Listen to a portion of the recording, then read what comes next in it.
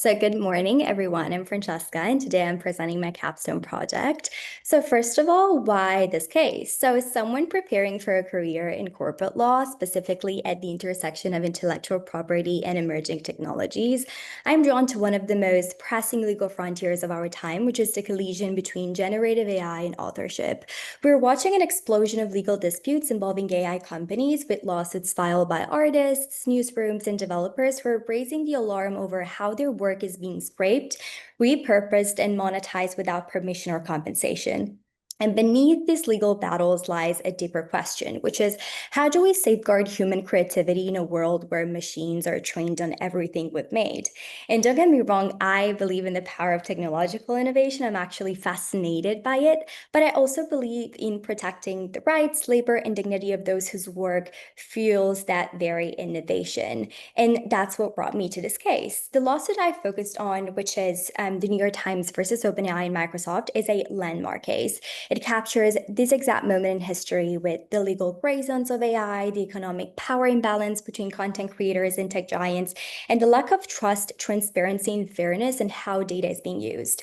So I started asking myself, what happens when copyright law can't keep up with innovation? And what if we didn't wait for the courts or judges to fix it? So what would it look like to resolve this kind of conflict differently? What if instead of adversarial litigation, which seems to be the only way these disputes are being resolved nowadays, we offered a structured, ethical, and scalable model rooted in alternative dispute resolution? So here are the facts of the case for a bit of background. So in December 2023, the New York Times filed a lawsuit against OpenAI and Microsoft, claiming that its journalism was used without authorization to train ChatGPT. OpenAI argues that it's covered by the fair use doctrine and that its use of the data is transformative. The New York Times claims this undermines its business models and infringes its copyrights. So for clarity's sake, I mapped this conflict out to better impact the dispute and understand the structures and dynamics that shape the relationships actors have with each other. And I have classified these actors in three different categories, which are the primary actors, such as the New York Times, OpenAI, and Microsoft. Each has obviously major economic and reputational stakes. Then we have secondary actors, such as journalists, content creators, and other media companies.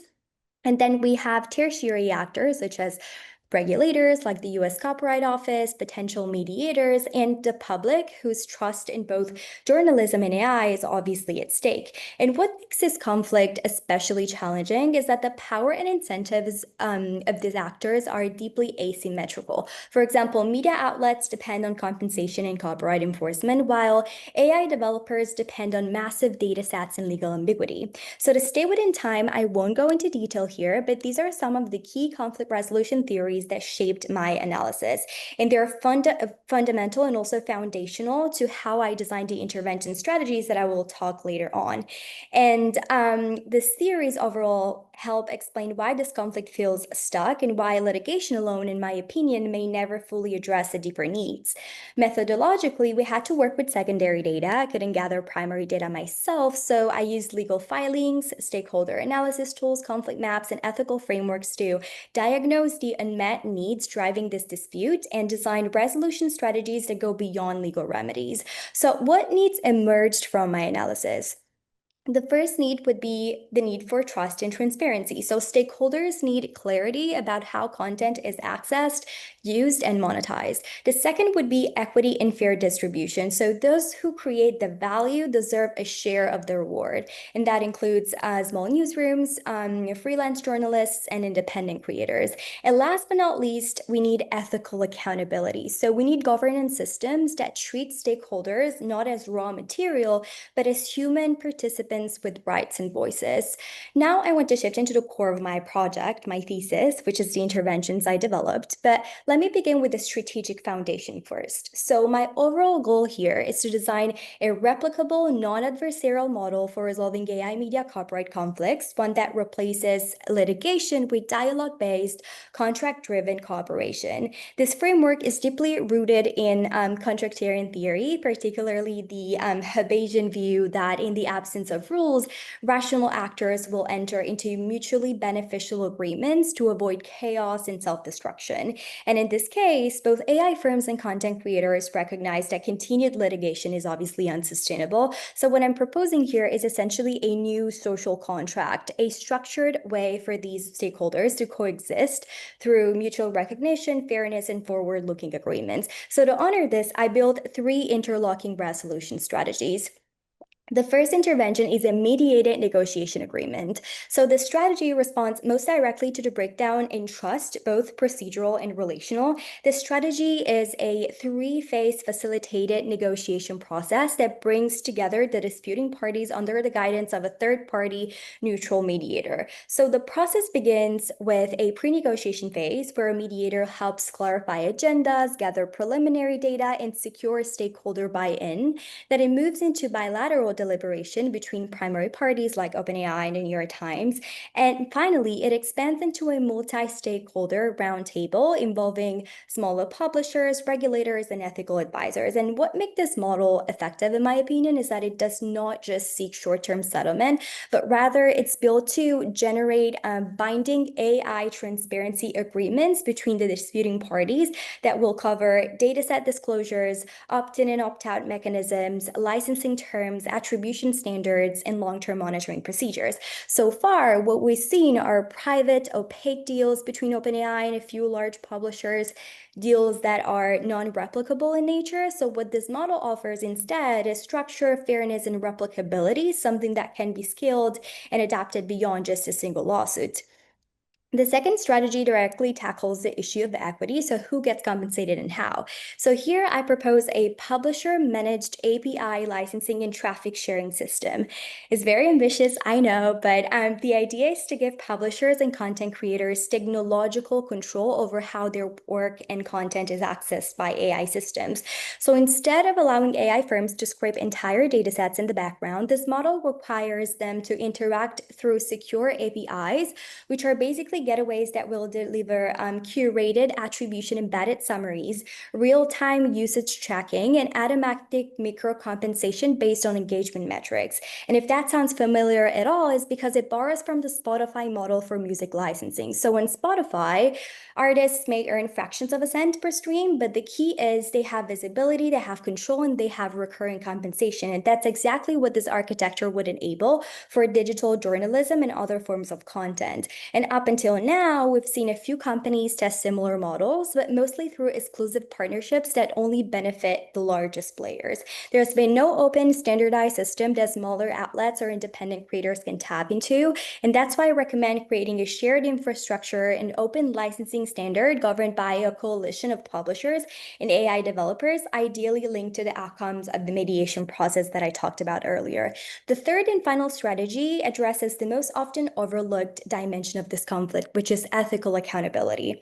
So it was important to me that the resolution framework not only be legally enforceable, but also morally defensible, something that honors the dignity of creative labor. And to that end, I drew inspiration from Beauchamp and Childress' four principles of biomedical ethics, which I later adapted for digital content governance to build an ethical protocol that includes the principles of autonomy, non-maleficence, beneficence, and justice.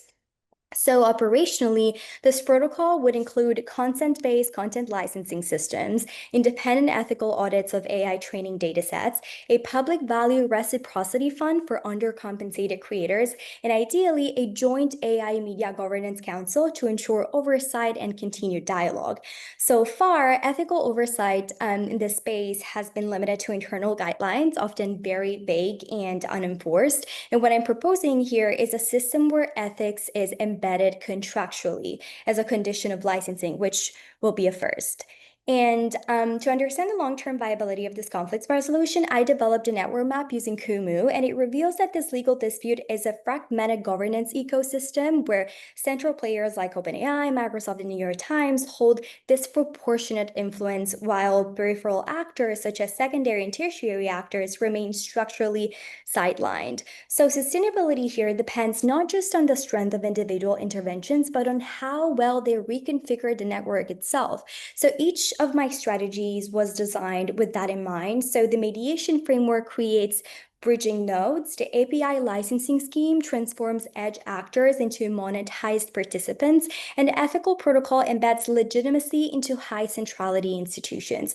But to make that sustainability measurable and adaptable, I proposed a hybrid monitoring and evaluation strategy that blends results-based management and participatory action research. So RBM helps track quantifiable indicators like the adoption rate of licensing protocols, changes in network centrality over time, or stakeholder participation in governance mechanisms. Meanwhile, PAR allows me to assess relational and also qualitative changes, such as whether previously excluded actors gain real voice in the process or whether public discourse begins to shift from adversarial toward cooperative language, for example. So to conclude, while this capstone focuses on the resolution of a specific lawsuit and proposes interventions hoping to ripple across the legal landscape to preempt others, it does not engage with copyright law itself, and it has become clear to me that many of these lawsuits are symptomatic of a deeper structural crisis, which is the fundamental misalignment between the US copyright framework and the technological realities of generative AI. So the current regime in the US, in my opinion, is ill-equipped to manage automated, large-scale data ingestion. And as I move forward, I see the necessity of engaging directly with this doctrinal instability, especially because I'm very passionate about it. So my future research will, I think, investigate structural reforms, potentially blockchain-based licensing systems, regulatory sandboxes, and ultimately a sui generis legal framework capable of reconciling copyright's constitutional purpose with the epistemic shift posed by machine-generated content. Thank you so much for your time and attention today. I genuinely welcome any questions.